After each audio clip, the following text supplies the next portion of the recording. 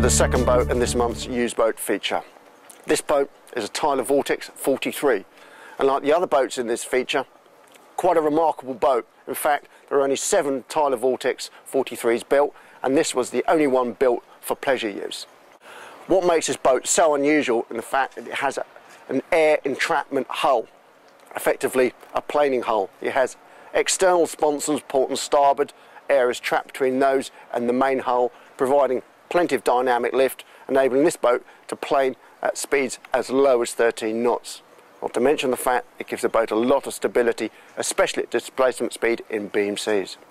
This boat has got some quite remarkable history, having been owned by its present owners, John and Jane Bingum, for the last 16 years.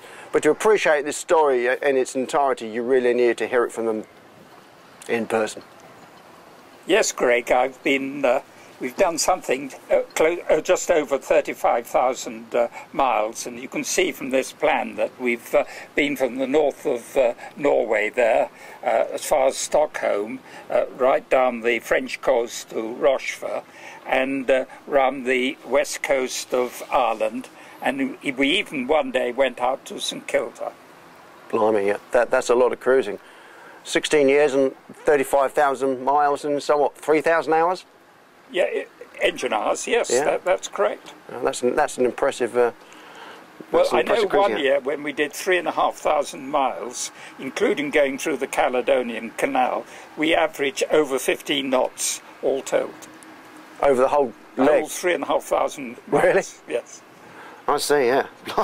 Not many boats can manage that sort of speed over that sort of distance in those sort of sea conditions. Yes. Yeah, that's very good. Original Vortex, built in 1980, and here she is today as a pilot cutter off Lorient.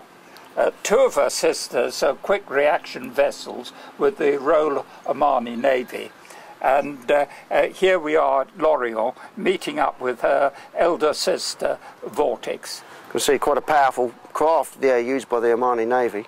Yes, and note that that is the bracket for the half-inch bore machine gun. Yeah. And there would be another one at the back end on that spike there. I see. And of course Claudia doesn't have such luxuries. No. As you can see, it's got the traditional pilot boat layout. Internal guardrails instead of external ones. The bonus of such a layout is, if you're picking up a mooring buoy, you're jumping onto the pontoon, it's a lot easier than having to climb over an external guardrail, which can be pretty precarious. Of course, the disadvantages of this sort of layout, if you've got young children or pets, you've got no safety barrier, but for an adult couple or an adult family, it's got many bonuses. Here we are at the helm. Like any true traditional sea warrior, she's got proper shock absorber seats, great all-round visibility from these huge 10mm thick windows, and if you're a navigator, you've got another even more spongy shock absorber seat immediately behind it. Here we are in the saloon, just aft of the master cabin. An unusual place for the saloon to be, but it works very well. Note the heavy-duty watertight doors, complete with watertight seal all the way round. Plenty of headroom, even for the tallest. Very, very unusually, a stainless steel solid fuel stove. Here we are in the master cabin in the forepeak. Not surprisingly, it's a little bit cosy. But then again, what do you expect in a boat like this, which is built to run through big head seas? However, it's got what you basically need.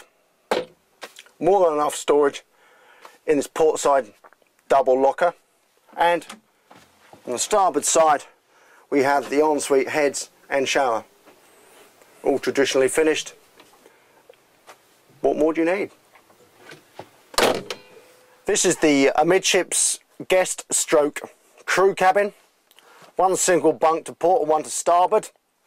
Remarkably, the engines are located underneath these bunks. Makes for quick and easy access should you need to get to them. Here we are on the galley in the starboard quarter. Quite an unusual place to have a galley. Just forward of the galley you've got this very, very large storage cavity where you've got a whole multitude of kit, gear and tools. This sort of galley, this effective horseshoe galley, perfect for use underway because you can lock yourself in. Doesn't matter what the sea's like, you're not going to get thrown about. Behind me here we've got a full-size fridge, microwave. Over here we've got the hob, double sink behind me. Yeah, it's a proper seagoing galley as you'd expect on a boat like this.